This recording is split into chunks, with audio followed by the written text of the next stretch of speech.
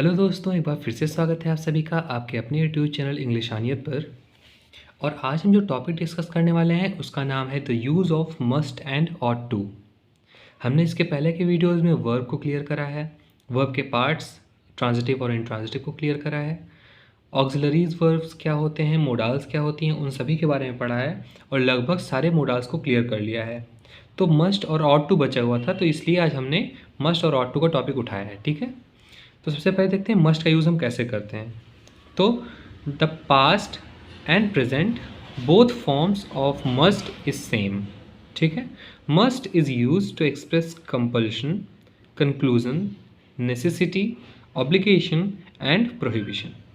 मतलब कि जैसे कि हम अभी तक क्या देखते थे, कैन प्रेजेंट में यूज़ होता था तो कुड पास्ट में यूज़ होता था, है ना। इसी तरह से मे प्रेजेंट में तो माइट पास्ट में, इसी तरह से शैल और विल प्रेजेंट में तो शुड और वुड पास्ट में। लेकिन मस्ट जो है वो प्रेजेंट और पास्ट दोनों में यूज़ होता है, इसका कोई पास्ट या प्रेजेंट अलग अलग के फॉर्म्स नहीं है। ठीक है, और दूसरी चीज़, मस्ट और टू और शुड इन तीनों का मतलब चाहिए होता है। लेकिन शुड मतलब हमने आपसे कहा आपको ये करना चाहिए, आप कर रहे हैं नहीं कर रहे हैं वो आपकी मर्जी है। मस्ट क्या होता है कि नहीं, अगर मैंने मस्ट लगा दिया है तो वो ज़रूर ही हो गया कि हाँ ये चाहिए ही चाहिए। ठीक है, तो इस तरह से हम मस्ट का यूज़ करते हैं कहाँ पे, कंपल्सन में जहाँ पे कंपलसरी हो कोई चीज़ होता है, कंक्लूजन में, नेसेसिटी में, ऑब्लिगेशन मतलब कर्तव्य में, और प्रोहिबिशन मतलब जहाँ पे हमारा किसी चीज़ को मना करना होता है। एग्जाम्पल्स के थ्रू समझते हैं कैसे। कंपल्शन के सेंटेंस देखिए, यू मस्ट गो नाउ, अब तुमको जाना चाहिए, मतलब तुमको चले ही जाना चाहिए, यहाँ पे रुकना नहीं चाहिए। ही मस्ट कम टुडे, आज ही उसे आना चाहिए, है ना। मतलब यहाँ पे और कोई ऑप्शन नहीं है आपके पास कि ही शुड कम टुडे, मतलब आपके पास ऑप्शन हो गया, लेकिन ही मस्ट कम टुडे मतलब आपके पास कोई ऑप्शन नहीं है, आपको आज आना ही पड़ेगा, है ना। इसी तरह से कंक्लूजन में, now it's 11, mister Arun must be in office, अब 11 बज चुके हैं, मिस्टर अरुण को अब ऑफिस में ही होना चाहिए, वो और कहीं नहीं हो सकते हैं, वो ऑफिस में ही होंगे, इसका मतलब ये हुआ।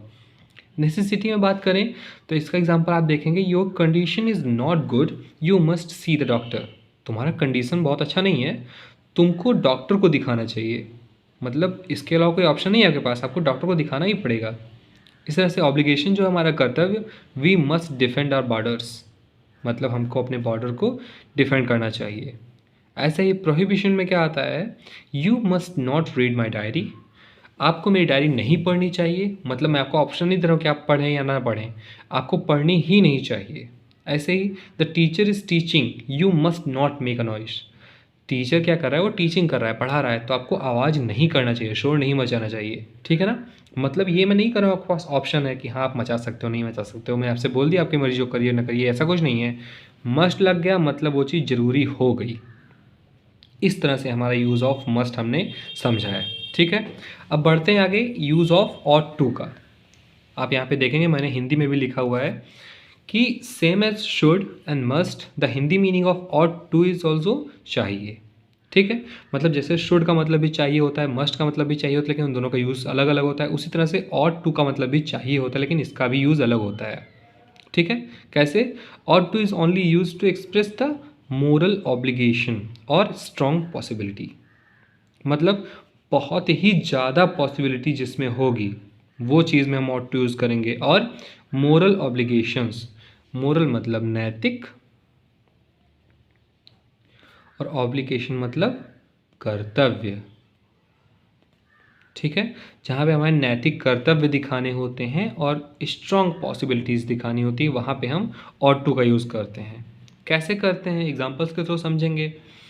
You ought to obey your teacher, मतलब ये आपका नैतिक कर्तव्य है कि आप अपने टीचर की बात सुने, ये आपकी ड्यूटी है कि आपको अपने टीचर की बात सुननी चाहिए।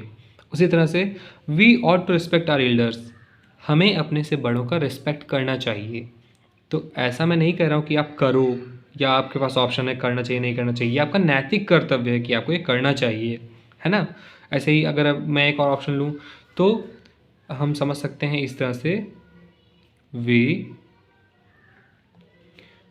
शुड नॉट, अगर मैं ये लिखता हूँ तो इसका मतलब मैंने आपको ऑप्शन दे दिया। और वी मस्ट नॉट, इसका मतलब मैंने आपके लिए कंपलसरी कर दिया। लेकिन अगर मैं लिखूं we ought not to tease the poors,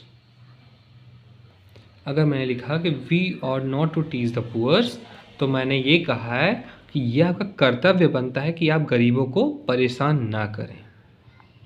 ठीक है, तो इस तरह से हम ought to का यूज़ करते हैं।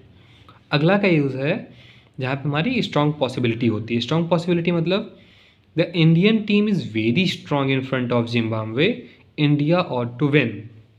इंडियन टीम है वो जिम्बाब्वे के सामने बहुत स्ट्रॉन्ग है, बहुत मजबूत है, तो इंडिया ought टू विन, तो भारत को जीतना चाहिए। यहाँ पे मैंने नैतिक कर्तव्य नहीं दिखाया है, लेकिन फिर भी ought टू का लगाया। क्यों? क्योंकि स्ट्रॉन्ग पॉसिबिलिटी है कि भारत जीतेगा, तो इसलिए हमने यहाँ पे ought टू लगाया है। आई होप कि आपको ये वीडियो लेक्चर बहुत अच्छे से समझ में आया होगा। अगर आप कोई डाउट्स है तो आप कमेंट में क्लियर कर सकते हैं, आप पूछ सकते हैं।